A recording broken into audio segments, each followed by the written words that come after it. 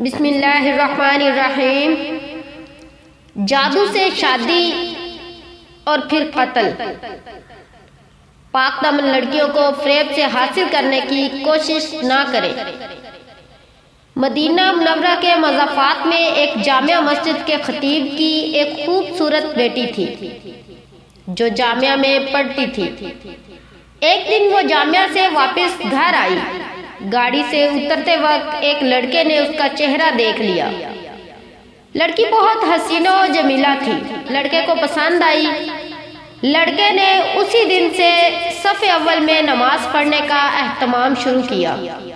اذان سنتے ہی وہ مسجد کے دروازے پر پہنچ جاتا۔ نماز تک تلاوت قرآن میں مشغول رہتا تھا۔ 6-7 مہینے تک وہ اسی معمولات کا پابند رہا۔ اس کے بعد اس نے والد سے شادی کی خواہش کا اظہار کیا۔ والد نے کہا ٹھیک ہے، دیکھ لیں گے مناسب رشتہ۔ اس نے کہا کہ لڑکی میں نے دیکھ لی ہے۔ والد کے پوچھنے پر اس نے خطیب صاحب کی بیٹی کے بارے میں بتایا۔ اس نے کہا یہ تو بہت اچھی بات ہے، امام صاحب سے ملتے ہیں۔ امائے دین محلہ کے ساتھ امام صاحب کے خدمت میں حاضر ہوئے۔ امام نے لڑکے کے بارے میں پوچھا۔ انہوں نے اسی لڑکے کی طرف اشارہ کیا۔ خطیب نے لڑکے کی دینداری کو دیکھ کر رشتہ لڑکی سے مشورہ کرنے اور رضامندی ظاہر کرنے پر قبول کیا۔ چنانچہ رشتہ طے ہوا۔ 6-7 ماہ بعد شادی ہوئی۔ شادی کے کچھ عرصہ بعد لڑکے نے نماز پڑھنے میں سستی شروع کی۔ 1-2 ماہ بعد لڑکے نے داڑھی کاٹ دی۔ گھر آنے پر لڑکی نے سخت ناراضگی کا اظہار کیا۔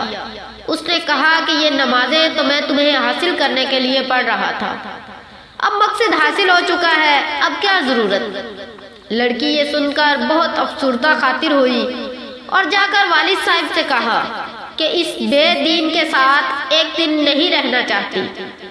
یہ معاملہ محکمہ عدل تک پہنچ گیا۔ قاضی نے دونوں میں تفریق کا فیصلہ کیا۔ لڑکا بہت پریشان ہوا۔ اس نے بہت کوشش کی لیکن لڑکی کو دوبارہ نہ پا سکا۔ لڑکے نے ایک جادوگر سے مدد حاصل کرنے کا فیصلہ کیا۔ جادوگر نے بڑے رقم ادا کرنے کا مطالبہ کیا۔ لڑکے نے سارے پیسے پیشگی ادا کیے۔ کچھ دن گزرنے کے بعد جادوگر نے مزید پیسوں کا مطالبہ کیا۔ لڑکے نے فی الفور وہ بھی ادا کر دیے اور کہا کہ کام ہو جانا چاہیے، پیسوں کی فکر نہ کرے۔ 1 ماہ کے بعد جادوگر نے لڑکے کو بتایا آ جاؤ، اپنے پیسے لے جاؤ، تمہارا کام کسی صورت میں ممکن نہیں ہے۔ جب وہ لڑکا جادوگر کے کمرے میں پہنچا تو جادوگر ایک بڑا چاقو ہاتھ میں لیے کھڑا ہے۔ لڑکے نے حیرت زدہ انداز میں پوچھا یہ کیا کر رہے ہو؟ جادوگر نے کہا مجھے قتل کر دو ورنہ 2 قتل کر دیے جائیں گے۔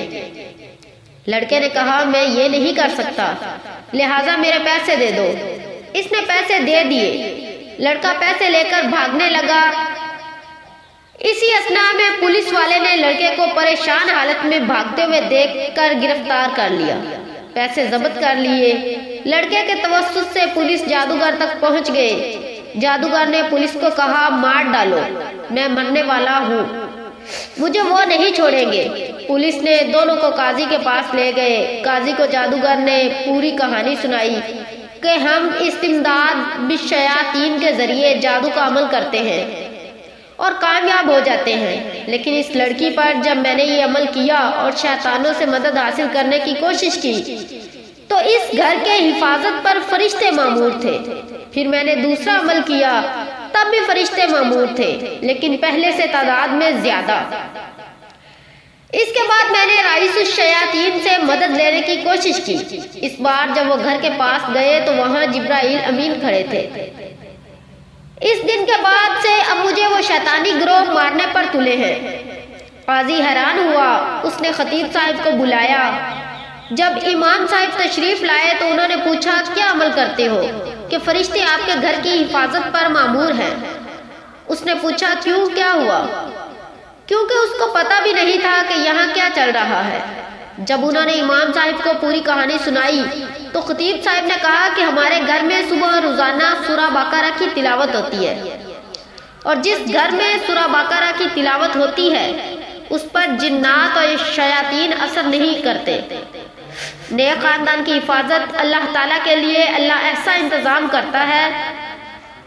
اپنے دین کو سمجھیے اور اللہ پر ایمان مضبوطی سے قائم رکھیے۔ خدا ہمارا حامی و ناصر ہو۔